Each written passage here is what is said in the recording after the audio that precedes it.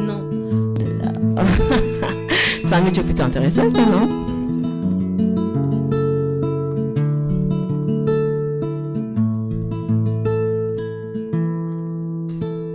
Terembi, terembi, ni do tiwele. Terembi, terembi, ni do tiwele. Ouais, maintenant. Nous suivre sur les ondes ou bien sur les applications radio disponibles sur toutes les plateformes de téléchargement radio. Vous êtes bien en direct avec nous dans votre émission Parce que je suis une femme, l'émission qui parle de femmes, qui parle du monde des femmes, qui parle de tout ce qui est en rapport avec les femmes. Mais aujourd'hui, comme à mon habitude, je ne suis pas seule, je suis bien accompagnée, je suis en compagnie de Bafodé Touré. Comment tu vas, Bafodé? Ah, ça sent le vendredi soir, ça. Même pas. Ah, on a fait le sage. Je pense que ça va avec le mois et la saison, hein, parce que la pluie donne plus envie de dormir qu'autre chose. Hein. Voilà, on n'est pas forcément méga fort, tout ça, le temps, le changement du climat également aussi, donc ça joue beaucoup. Mais non, aujourd'hui, hier, j'ai pas fait de folie.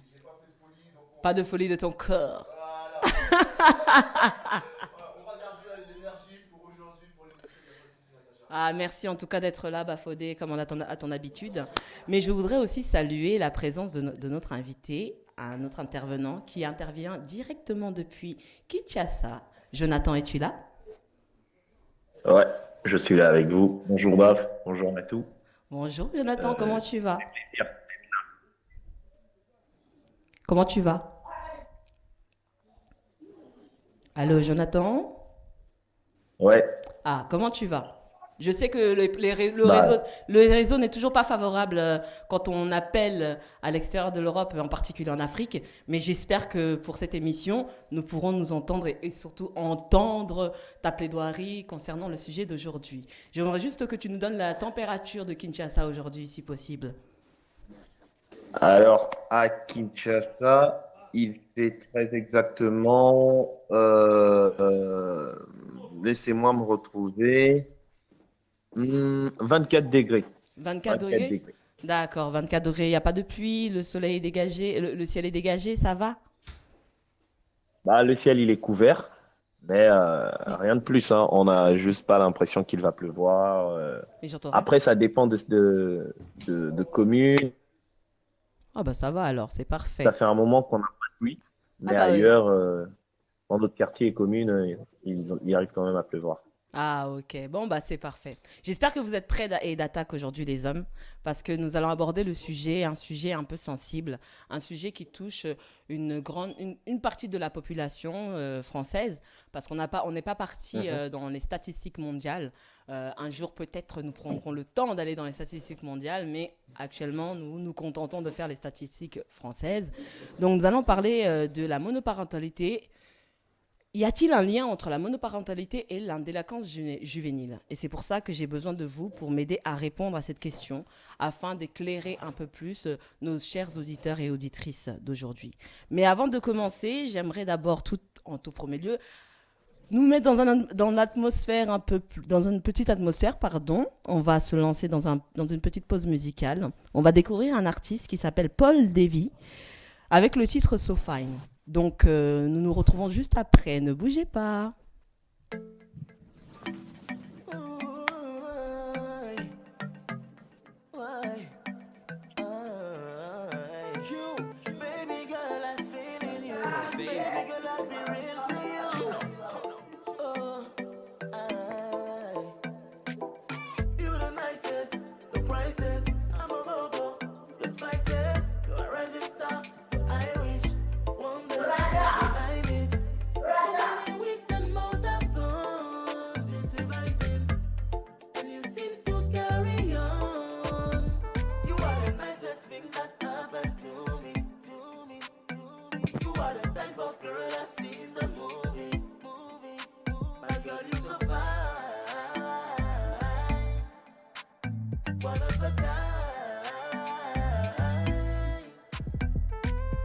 On the Amsterdam, on a moon trip. I wanna go to heaven, but that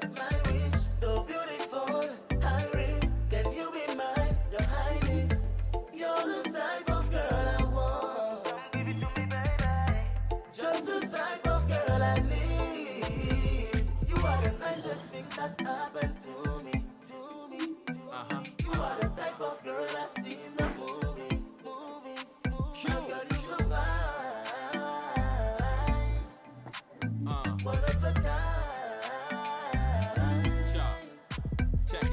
You're the beat to my song, the theme to my movie. The reason the thought makes emotions consume me. Sip red wine, dip in jacuzzis and make love until we're breathing profusely. This feeling improves me, my empress. From the time we connect, you was a part of my breath. You became a part of the beat going thump in my chest. Let's grow, baby, my body, spirit, intellect. You are the nicest thing that happened to me. You are the type of girl I see in the movies.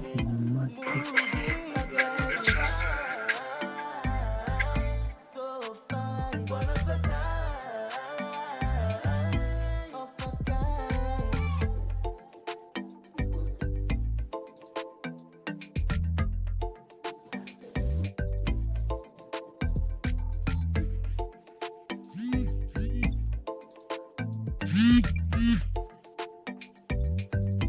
C'est bon? De retour sur les ondes d'MNJ Radio 99.7 FM, toujours en compagnie de Bafodé Touré et de Jonathan, notre intervenant qui intervient depuis Kinshasa. Donc le thème d'aujourd'hui sur l'émission Parce que je suis une femme, le thème d'aujourd'hui est la délinquance juvénile. Y a-t-il un lien avec la monoparentalité? Alors, l'enquête a été faite durant toute la semaine. Nous avons pu relever un chiffre de 47%.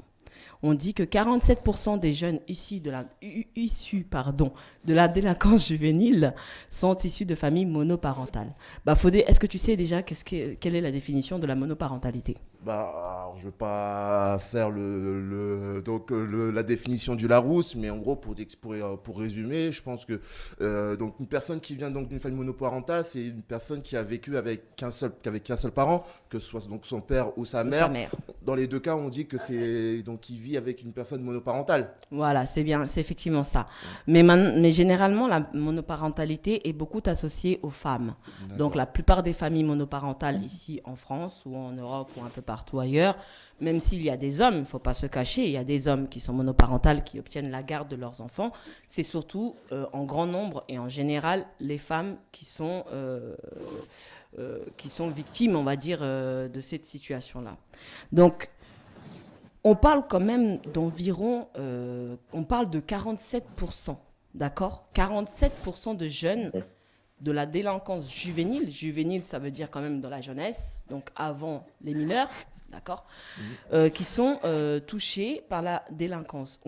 J'aimerais juste comprendre s'il y a un lien réel entre la monoparentalité et la délinquance juvénile. Et ça, j'aimerais juste que Jonathan, si tu as entendu ma question, est-ce que tu pourrais nous répondre? Alors, j'ai entendu ta question. Déjà, en France, il faut savoir que les familles célibataires, tu as donné des chiffres pour un peu donner un peu plus d'exactitude. C'est qu'il y a à peu près 1,5 à 2 millions des mères célibataires en France. C'est énorme quand même, sachant quand même que la population française est composée de 67 millions d'habitants, à peu près. Hein. Donc tu as dit 1,5 à 2 millions, c'est bien ça? 1,5 à 2 millions pour 4 à 6 millions d'enfants qu'elles élèvent. D'accord. Donc techniquement, on est là déjà dans des chiffres énormes.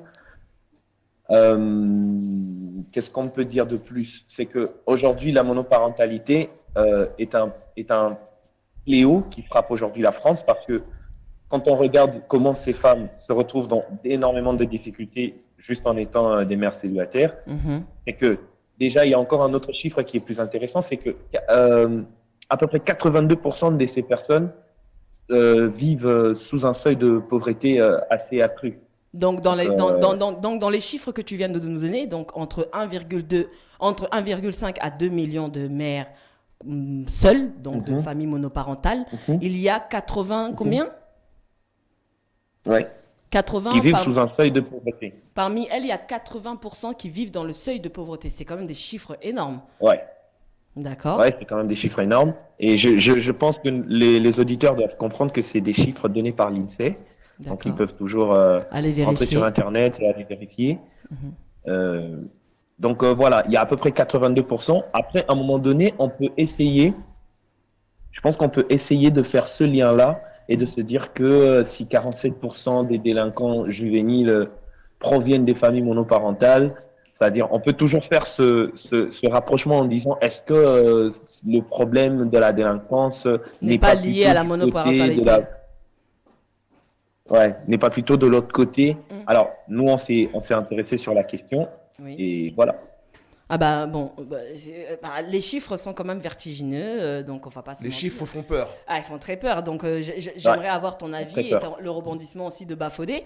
Parce que toi, tu es actuellement, tu es ici en France. Donc, c'est une réalité que tu as pu voir ou tu ne vois pas?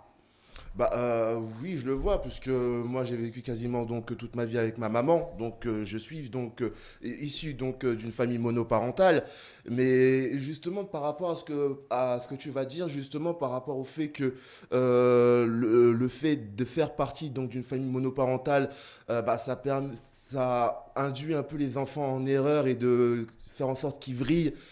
Je, j'ai envie de dire Mais- non, j'espère que non. Mais Parce en que fait, sincèrement, avec ce que Jonathan vient de préciser, parce qu'on parle quand même de 47% de familles d'enfants issus de la monoparentalité qui sont issus de la délinquance juvénile.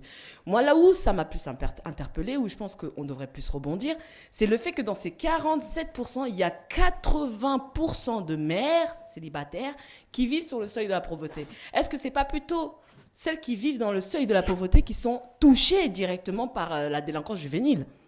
Bafodé?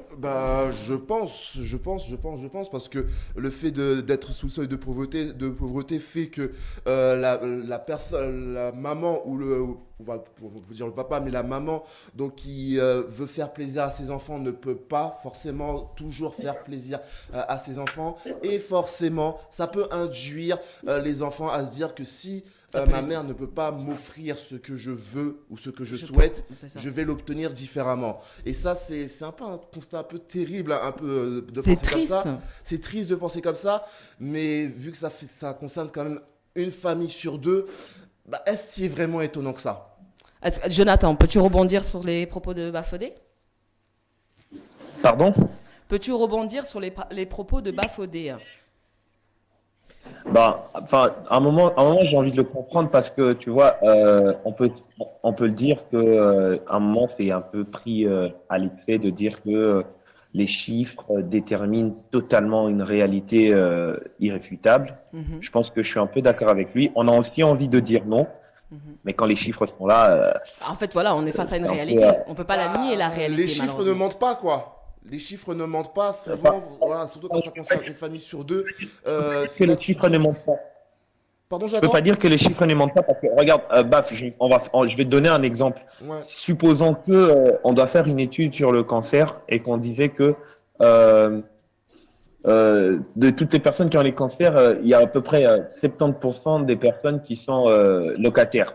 Mm. Donc ça veut dire les 30% autres sont propriétaires. Donc on va dire que c'est plus facile d'obtenir le cancer quand on est locataire que quand on est propriétaire. Non, je pense juste que les chiffres doivent s'interpréter selon une réalité connue.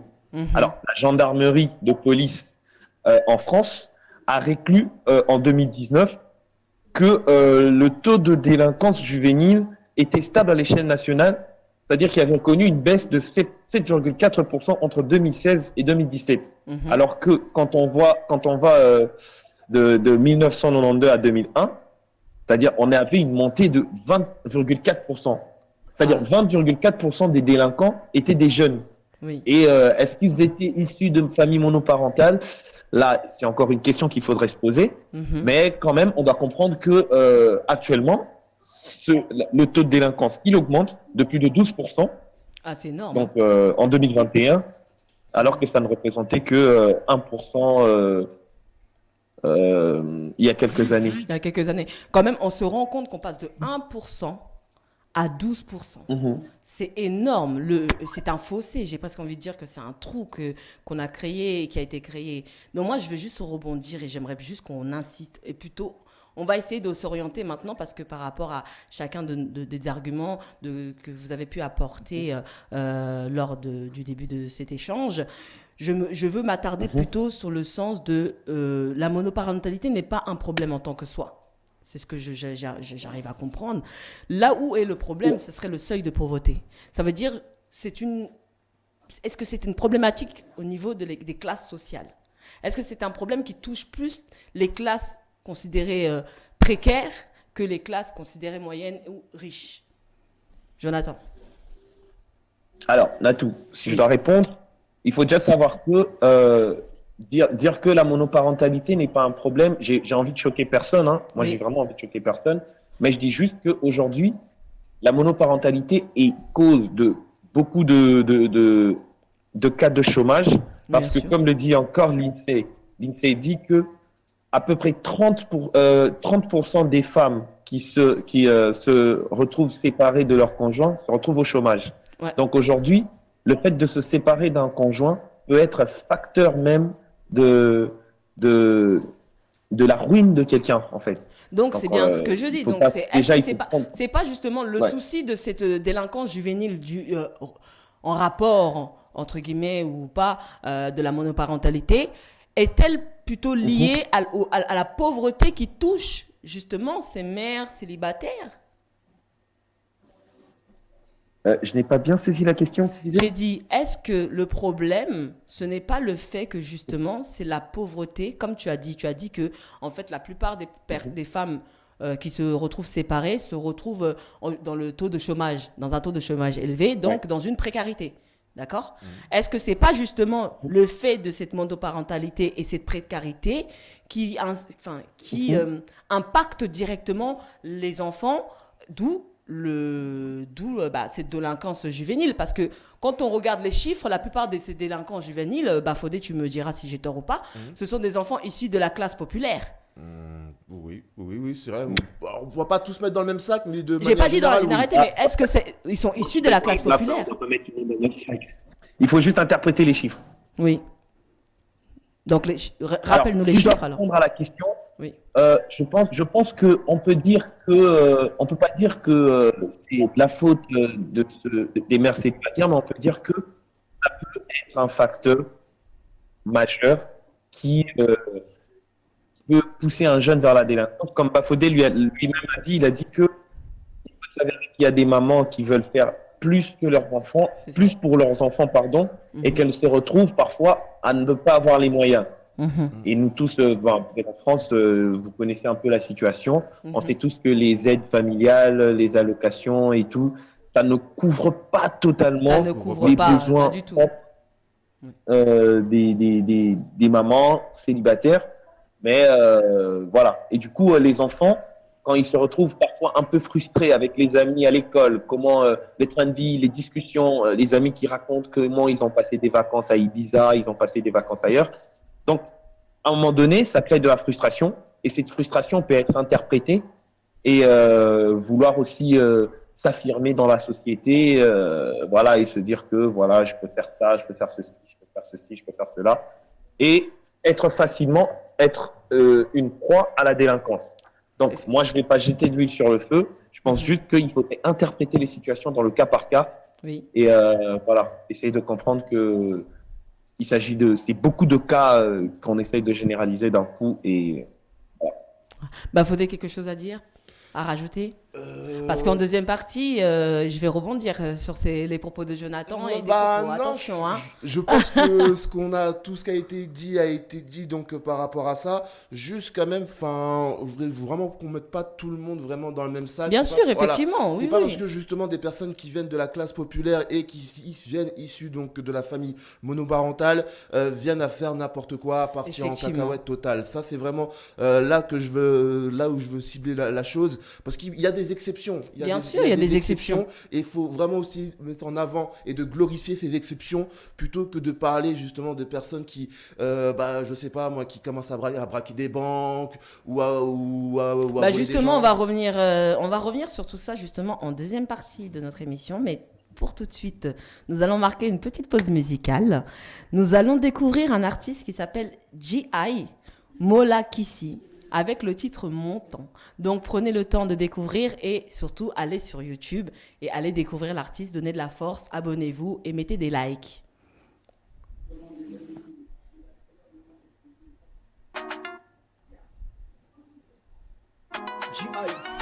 Mon la qui sort. Trop de rancune, quel est sentiment. Il dort de moi en faisant semblant. Vite ta vie, ne fais pas semblant. Si mon talent t'attire, c'est que c'est comme ça. Les gros, la vie, ça passera. Et moi, je casserai le barrage.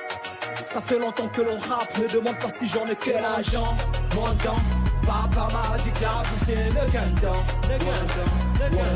Je fais mon temps. Maman m'a dit que la vie, c'est le gain-temps. Moi je rappe pour de vrai, toi tu rappes pour de faux. La musique nous a divisés. Je fais pas semblant, je mène ma vie pour de vrai. Mais toi tu ne sais que critiquer. Bon, on finit à critiquer. Et moi je cassais le barrage. Ça fait longtemps que l'on rappe. Ne demande pas si j'en ai quel âge. Mon temps, papa m'a dit que la vie c'est le gain-temps. Je fais mon temps. Maman m'a dit que la vie c'est le gain-temps. Je fais mon temps. Jamar m'a dit que la vie c'est le gain-temps. Je fais mon temps. On m'a dit que la vie c'est le gain-temps. Non, je ne fais pas semblant. Je mène ma vie comme un vrai nègre. La misère aussi, on a goûté, j'ai grandi en prenant de vinaigre. La vie est amère, chacun pour soi, mauvaise humeur. Mais vite ta vie, fais pas semblant, surtout faut pas toucher aux mineurs. La vie n'est qu'un temps, même si tu t'es fâché ou pas. Vas-y, concentre-toi, que longtemps passé est fait tentant. La vie n'est qu'un temps, même si tu t'es fâché ou pas. Mais vas-y, concentre-toi, que longtemps passé est fait. C'est mon temps. Papa m'a dit que la vie c'est le gain-temps. Je fais mon temps. Maman m'a dit que la vie c'est le gain-temps. Mokil mbanga taba. Elo babo koko. Bakoko baloba et yoka banoko et tika la bongo. Ouais, je comprends. Mais j'ai toujours une discussion en commun. Vraiment.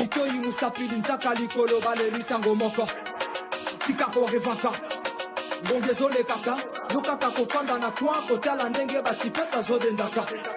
Bino pe batipet, otika kodendaka. Tokilelo au bureau on a parlé papa na maman ba kote mon temps. Papa m'a Ah ouais, oui, sur la machine c'est mieux. Je fais mon temps. Sur la machine c'est mieux quand tu connectes directement sur le mixeur et tout. Tu vois le truc, on appelle ça. Mon temps, Christopher m'a dit que la vie c'est de quel temps.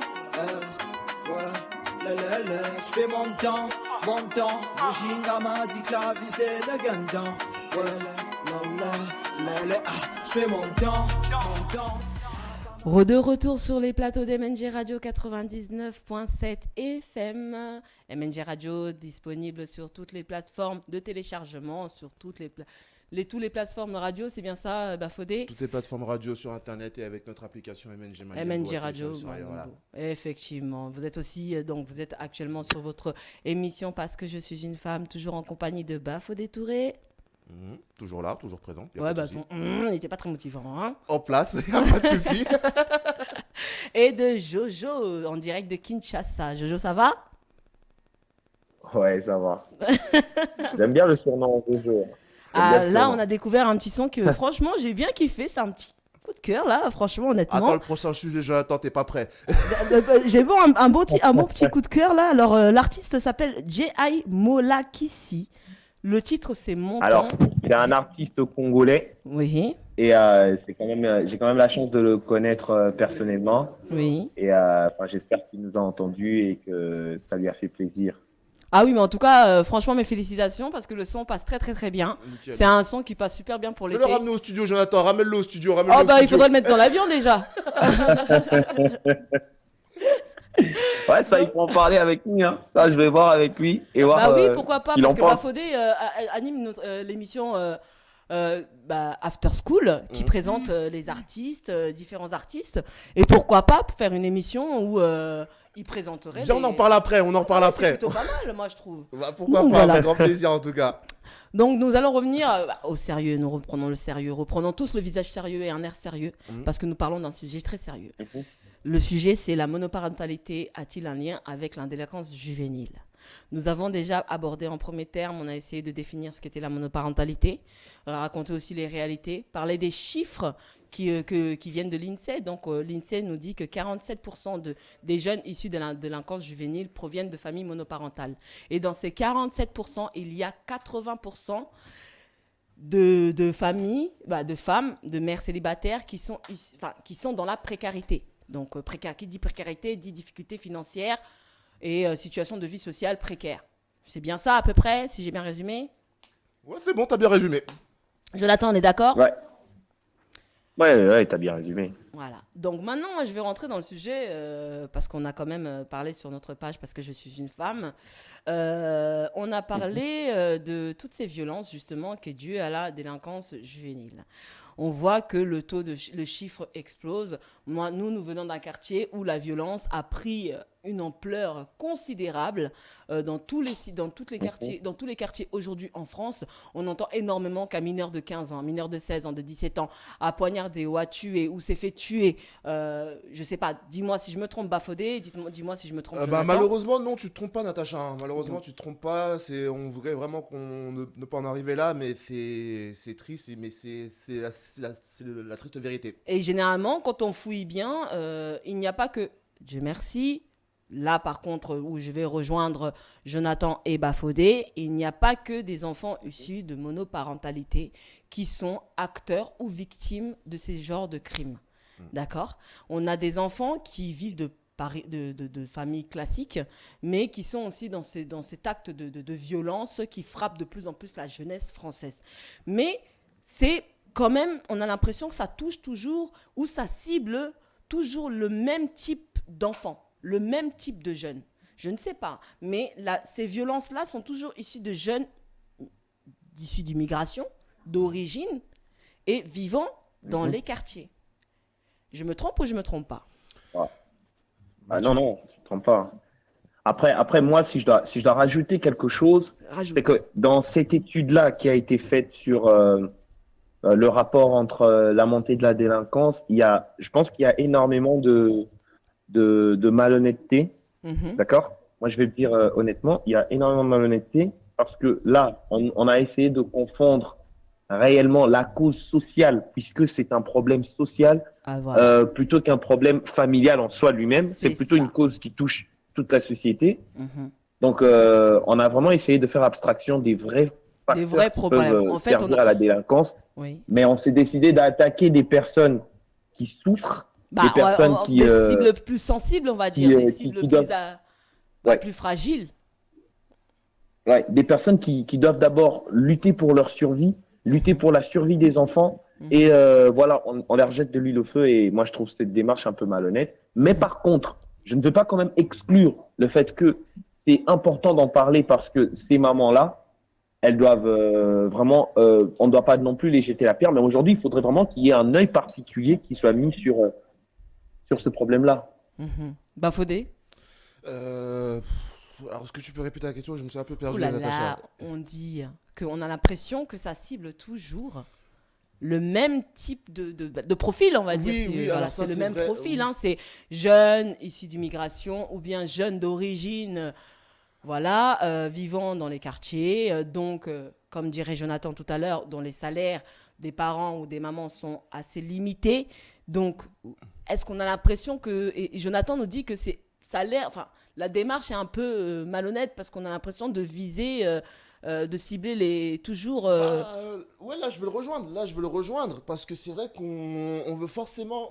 tu vois, on dit qu'il y a forcément un profil type et ce profil type, c'est souvent le profil dont tu parles. Mais j'ai envie de dire que Jonathan dit que c'est assez malhonnête et je le rejoins un peu là-dessus parce que c'est vrai qu'on va toujours cibler ce genre de personnes en disant que c'est ce type de personnes qui vont faire n'importe quoi. Alors, si le profil type existe, c'est qu'il y en a. Ben C'est qu'il y a des jeunes, justement, issus de l'immigration, issus du Mais quartier. peut-être c'est parce que qui eux, on les met plus en avant. Ouais, on les met plus en avant, mais je vois pas pourquoi il faudrait plus les mettre plus en avant qu'une personne qui vivrait voilà, je cherche le mot. Dans un petit zone pavillonnaire. Voilà, dans une une petite zone pavillonnaire. Pourquoi on devrait plus dénigrer la personne qui vit dans un quartier que la personne qui vit dans une zone pavillonnaire qui fait à peu près les mêmes dingueries que la personne qui vit en quartier. Moi, je trouve ça vraiment, et je rejoins beaucoup Jonathan sur ce qu'il dit, c'est vraiment malhonnête. C'est vraiment malhonnête de cibler que ce type de personnes. Alors, bien entendu, ces personnes-là, il en existe, mais il en existe aussi dans les zones pavillonnaires. Il en existe aussi même dans des qui ont des statuts plus hautes que ceux qui vivent dans les quartiers. Bien sûr. Voilà. Mais sauf que la délinquance est différente. En fait, moi, la délinquance juvénile, elle existe dans toutes les classes sociales. Ça reste de la délinquance. Sauf que, oui, mais attends. Ce que je suis en train de te dire, c'est que la délinquance juvénile existe dans toutes les classes sociales. D'accord ? Suivez-moi bien. Elle existe dans toutes les classes sociales. Mais on a l'impression que selon les classes sociales, elle est totalement différente. Donc, on verra plus ce côté de violence jusqu'à ôter la vie ou à faire des rixes dans les jeunes issus de cités et de quartiers. Mais on va entendre, par exemple, dans une classe un peu plus aisée, où ça va être une autre délinquance, où ça sera peut-être plus attiré sur des drogues dures, sur de la prostitution, parce que ça aussi c'est de la délinquance. Hein. Oui, la délinquance reste de la délinquance. Voilà. Faut juste pas cibler juste parce que c'est des gars de quartier. Sur de la prostitution, sur de l'harcèlement, peut-être un peu plus moral. Après, moi je pense que ça sert vraiment. Je pense que ça sert vraiment à des classes politiques. Et aujourd'hui, c'est toute une communication qui se fait derrière. Bien sûr. C'est-à-dire, on met de l'huile sur le feu. Après, vous voyez, ça commence par quoi ? Ça commence par les mères célibataires. Demain, on va dire les mères célibataires issues de l'immigration. Voilà. Les mères célibataires issues de l'immigration. C'est exactement en situation irrégulière. Donc, à un moment donné, on a juste l'impression que on peut facilement faire le lien avec les étrangers. Je suis désolé, moi je le dis, on peut faire facilement le lien avec les étrangers et voilà, après ça va profiter au discours extrémiste comme on connaît. Toujours, donc moi c'est pour cela, moi de base j'ai dit que c'était très malhonnête. Je pense que si on doit parler de ce problème, on doit plutôt trouver des solutions pour que ces mères puissent avoir le moyen d'élever correctement leurs enfants, que les enfants puissent jouir correctement des mêmes droits. Parce que limite, moi je trouve ça très bizarre de voir qu'une femme qui se sépare d'un homme puisse se retrouver au chômage.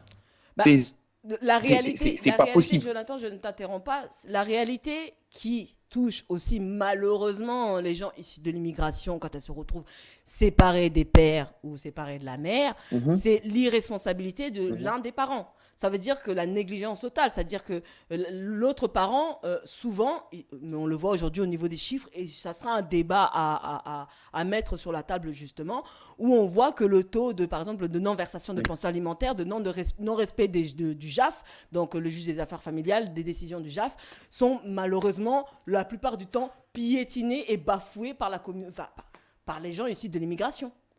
Or que, de l'autre côté, on verra bien que le père prend ses responsabilités. On voit des reportages où on voit les familles monoparentales. Mais Natacha. Oui. Jonathan, je t'écoute. Je pense que on peut pas traiter les personnes ici de l'immigration de responsables de la situation qu'ils recherchent. Parce que, limite, les gens, ils souffrent. Quand ils se décident de quitter l'Afrique pour revenir dans un pays comme la France, c'est parce que ils sont en difficulté dans leur pays et ils se disent qu'ils peuvent se trouver mieux ailleurs. Et quand ailleurs, c'est la France, ils vont venir. Ils sont obligés de venir parce que à un moment donné, ils ont nulle part où aller. Et la France, dans sa bonne conscience et dans sa bonne liberté, de l'égalité et de la fraternité, elle est obligée de les accepter pour ne pas non plus en faire des différences pour dire ouais, nous vous acceptons, mais quand même sur ce côté-là, Jonathan, sur ce côté-là, je ne te coupe pas. Sauf que là, on parle de, comme tu dis, toi-même tu l'as dit, je ne fais que reprendre tes mots, quand même que la plupart des familles qui se retrouvent séparées, dont la mère se retrouve dans la garde des enfants, souvent tombent dans la pauvreté. On parle de la mère. Donc la question aujourd'hui, c'est quelles sont les solutions à mettre en place pour éviter justement que nos jeunes partent en dérive. Je pense que la solution serait que les deux parents prennent leurs responsabilités. D'accord ? Oui, Natacha, bah, ça devrait être. Enfin, tu dis ça comme si c'était pas normal. Ça devrait être une évidence. Mais justement, c'est Ça pour ça devrait qu'on être en est en une train d'en parler. évidence. Mais justement, parce qu'on a pu débattre. On est arrivé dans la conclusion que non, c'est pas forcément la monoparentalité qui fait que la délinquance juvénile existe. Mais quand on rentre dans les chiffres, sur 47% des jeunes qui sont dans la délinquance juvénile, il y a 80% de familles qui sont de mères célibataires qui sont dans le seuil de la pauvreté. Oui, D'accord. mais justement, alors, Maintenant, on essaye de trouver des solutions. Quelles seraient les solutions à apporter aujourd'hui avec ces parents qui sont séparés? J'ai pu échanger dans la semaine avec Jonathan. On a pu toucher quelque chose qui était assez intéressant en disant que là, beaucoup aussi de mères se retrouvent seules avec leurs enfants, avec toutes les responsabilités qui vont avec. D'accord? La question, c'est que à un moment donné, on les fait pas seuls, les enfants. bah oui, c'est ça en fait. Les parents, à moins qu'ils soient morts ou impotents, doivent avoir une responsabilité sur leurs enfants, séparés ou non. Et c'est peut-être pour ça aussi que certains des enfants partent un peu à En volo. vrille, bah bien sûr. Bah oui, parce qu'en fait, il y a pas de, comment je pourrais dire, il y a la responsabilité maternelle, mais il devrait avoir la responsabilité paternelle. Paternelle. Le fait de se dire que à son fils d'essayer de suivre le bon chemin, d'essayer Après, on ne dit pas que les conseils d'un parent vont forcément obliger l'enfant à devenir un enfant droit. Non, mais en tout cas, tu sais Mais au qu'il y moins, on aura sait qu'en les tant que conseils des parents, les parents. deux se sont associés pour essayer de donner le meilleur à leurs enfants. Jonathan, je ne sais pas si tu as quelque chose à dire sur ça. Bah après, moi de mon côté, quand je regarde, si on doit donner vraiment une solution claire, je pense que la solution, elle est du côté, beaucoup plus, je pense qu'il y a une solution du côté de l'État. Qu'est-ce que l'État français peut faire par rapport à ça? Parce que si on doit déjà expliquer à des gens, à des êtres humains comment ils doivent mener leur vie, je sais pas, on rentre un peu dans le cadre personnel, on va dire, allez, le papa, il doit être là, il doit être là. Mais alors que voilà, il peut se dire, il peut être quelqu'un, par exemple, un alcoolique, quelqu'un qui souffre Oui, c'est peut-être vrai, il y a aussi des de parents vie qui sont pas d'indépendance. du tout Vous voyez, à un honorables, moment ça, c'est donné, clair, on doit tous venir en aide à tout le monde. Alors que s'il y a une solution étatique qui est claire, si aujourd'hui l'État pouvait reconsidérer la situation des mères célibataires, de sorte à ce que même que les aides qu'elles peuvent obtenir puissent être assez probantes pour que les enfants étudient, qu'ils aient un bon cadre de vie, je pense qu'un enfant qui déroute tout en ayant des avantages et tout à ne pas perdre, je pense qu'il ne déroutera pas. Je pense qu'il ne déroutera pas. Bah, Mais Faudé, après, tu es c'est aussi d'accord? important qu'il y ait la présence de l'autre parent Voilà. qui soit là et qui puisse parler, qui puisse aussi donner un peu de sa voix. Je pense que c'est aussi important en termes émotionnels, mais en termes étatiques, je pense Et en qu'il termes de doit- il doit- construction aussi, il doit avoir, mentale beaucoup et de- psychologique, pour un enfant, une stabilité de deux parents, c'est très important. Comme tu le dis, on entend, on a tous un peu vécu ça, même si parmi nous, on a vécu avec nos pères ou nos mères, par exemple, on a quand même eu ce moment où les autres, ils viennent des vacances, j'étais chez mon père, j'étais chez ma mère, tu vois, d'autres communautés où on sent que la responsabilité des parents, malgré la séparation, elle est là, c'est-à-dire chaque parent remplit réellement son rôle. Fodé, tu as quelque chose d'autre à rajouter pour ça?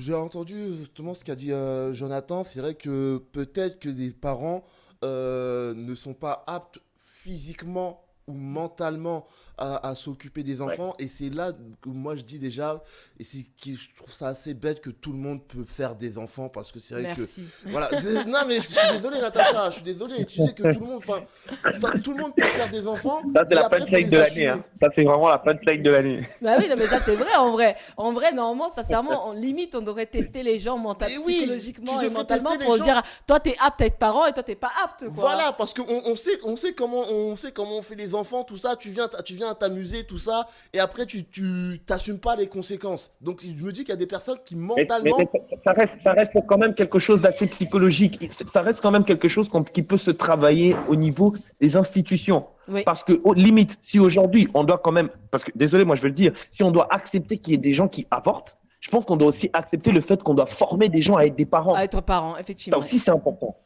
Je pense qu'à un moment donné, oui, mais après, comme j'ai envie de te dire, Jonathan, on n'est pas là non plus, l'État n'est pas là non plus pour prendre le rôle du parent. Ils le Oui. disent très bien. C'est pour ça qu'aujourd'hui, il y a certaines choses qui ont été mises en place justement parce qu'ils sont conscients du seuil de pauvreté.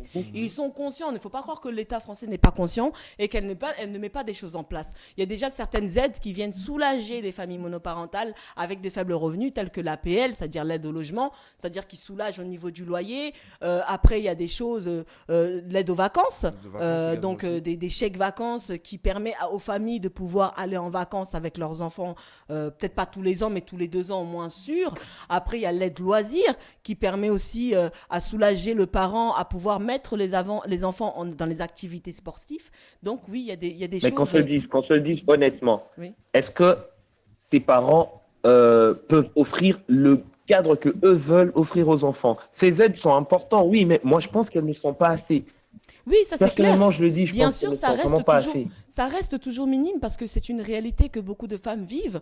Ça reste minime, hein, on le voit. Elles sont obligées d'aller faire appel aux assistances sociales, elles sont obligées d'aller faire appel aux aides de colis alimentaires. Donc oui, elles sont toujours dans cette forme de difficulté-là, même si elles ont un salaire, elles ont un travail, parce que contrairement à ce que beaucoup de gens croient, beaucoup de femmes monoparentales travaillent. D'accord, bien sûr. elles travaillent.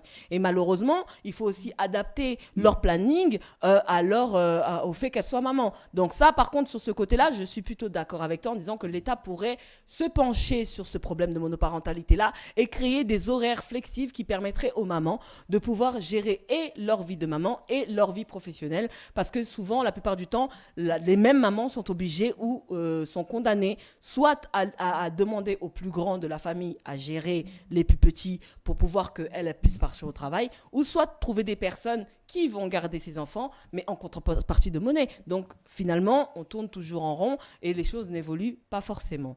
Franchement, merci beaucoup d'avoir assisté à cette émission. Merci à toi, Jonathan. C'était très pertinent. Bafodé, je peux juste faire une dernière petite remarque, Natacha, avant donc, de clôturer l'émission.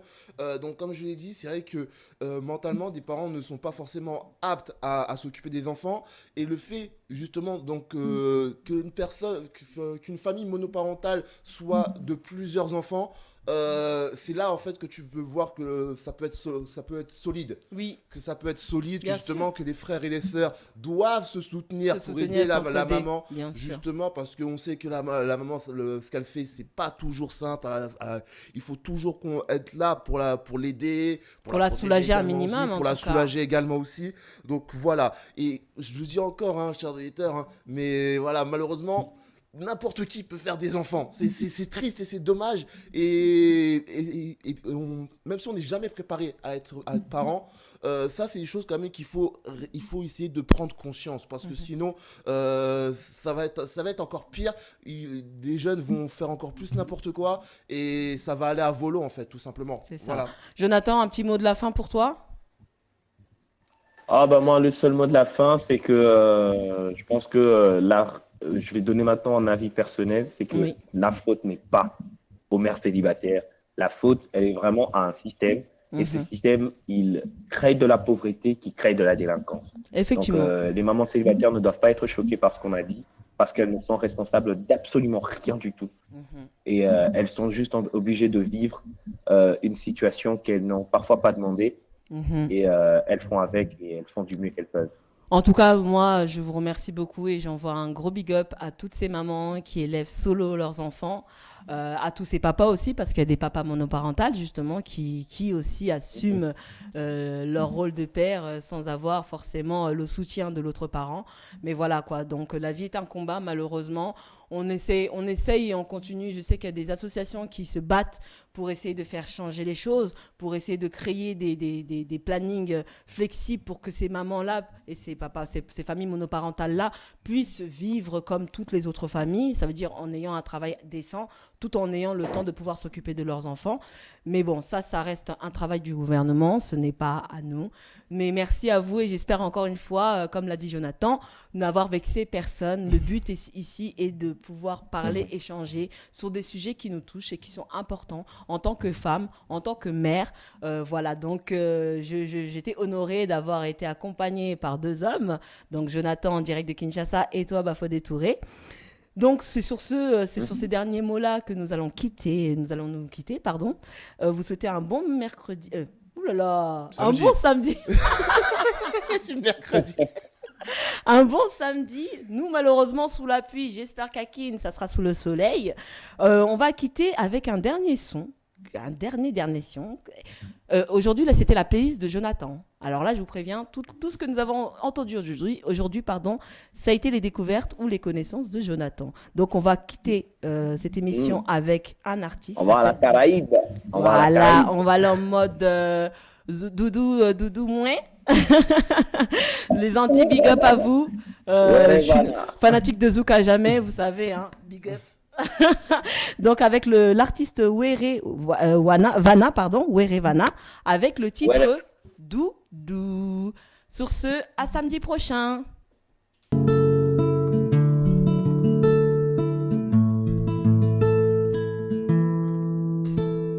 Terembe, Nido Tiwele, Terembe, Nido Tiwele, Wemetene.